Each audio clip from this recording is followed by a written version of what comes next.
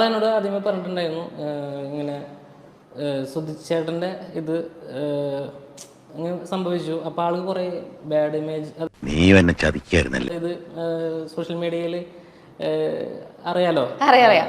ബിനു അടിമാലിക്ക് അദ്ദേഹത്തിന്റെ കൗണ്ടറുകൾ പലപ്പോഴും body shaming ഒക്കെ ആ രീതിയിലേക്ക് പോകുന്നതുകൊണ്ട് തന്നെ സോഷ്യൽ മീഡിയ ഭയങ്കരമായിട്ട് ട്രോള് ചെയ്യുന്ന ഒരു വ്യക്തിയായിരുന്നു ബിനു അടിമാലി.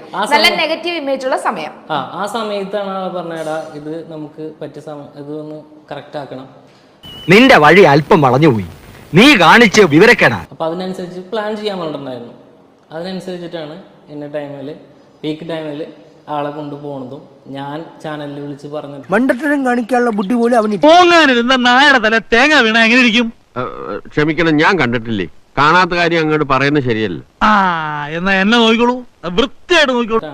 അവിടെ വരുന്നതും സുധിച്ചേട്ടന്റെ വീട്ടില് അന്നൊരു സന്ദർശനം നടത്തി. അത് വലിയ സോഷ്യൽ മീഡിയയിൽ ഭയങ്കര ചർച്ചയായ ഒരു സന്ദർശനമായിരുന്നു. കുഞ്ഞുകുട്ടനൊന്ന് വിളിക്കും.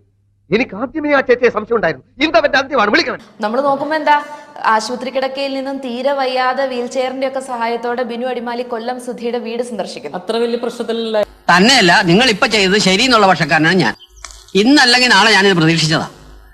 ഇപ്പോഴാ അവന്റെ തനി സ്വരൂപം ശരിക്കും പുറത്തു കാണുന്നു. അത് ഡോക്ടർ നോർമൽ നടക്കണമെങ്കിൽ അത് ആവശ്യമുണ്ടെങ്കിൽ മാത്രം, അത് ഇത്ര ഇമ്പോർട്ടൻ്റ് ഇല്ല. പക്ഷെ അത് കാറിൽ നിന്ന് ഇറങ്ങി അതിപ്പോ പറയുന്നത് അതിബുദ്ധി അപകടമാണെന്ന് ഇപ്പൊ മനസ്സിലായല്ലോ. നിന്റെ ദുഷ്ടബുദ്ധി ഒന്നും മാത്രമാണ് എല്ലാത്തിനും. കൊല്ലം സുധിച്ചേട്ടന്റെ വീട്ടിലേക്ക് അന്ന് സന്ദർശനം നടന്നു. അപ്പൊ കാര്യമായ പ്രത്യേകിച്ച് അത്ര സീരിയസ് ആയിട്ടുള്ള ഗുരുതര ആരോഗ്യ പ്രശ്നങ്ങൾ ഉണ്ടായിരുന്നില്ല. ഇല്ല. അപ്പൊ തനിക്കുണ്ടായിരുന്ന നെഗറ്റീവ് ഇമേജസ് മാറ്റാൻ വേണ്ടിയിട്ട് ഒരു നാടകം കളിക്കായിരുന്നു അല്ലേ? അത് അങ്ങനെ വേണമെങ്കിൽ പറയാന്ന് വെച്ച് കഴിഞ്ഞാൽ അതന്നെയാണ് എന്റെ സത്യം. എന്ന് വെച്ച് കഴിഞ്ഞാൽ അത് കഴിഞ്ഞിട്ട് അവിടെ നിന്ന് പോന്നു. അത് കഴിഞ്ഞിട്ട് മഹേഷിന്റെ വീട്ടിൽ പോകണമെന്ന് പറഞ്ഞു.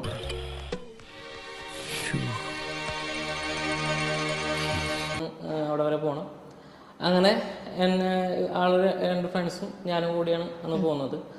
അന്ന് പോകല് അവിടെ നിന്ന് തുടങ്ങി. നിനക്ക് പറ്റിയ പണി എന്താണെന്ന് ഞാൻ പറയാം. ഇതല്ലേ എനിക്കറിയാം. പക്ഷെ അവന്മാർക്കും ഇപ്പൊ യൂണിയൻ ഉണ്ട്. അതുകൊണ്ട് അതേ സ്റ്റാറ്റസ് ഉള്ള വേറൊരു പണി ഞാൻ നോക്കി. ഞാൻ വീഡിയോ എടുക്കുന്നുണ്ട്, ടേക്ക് പറയുന്നുണ്ട്. രണ്ടാമതും ഇതുപോലെ തന്നെ എടുത്തു.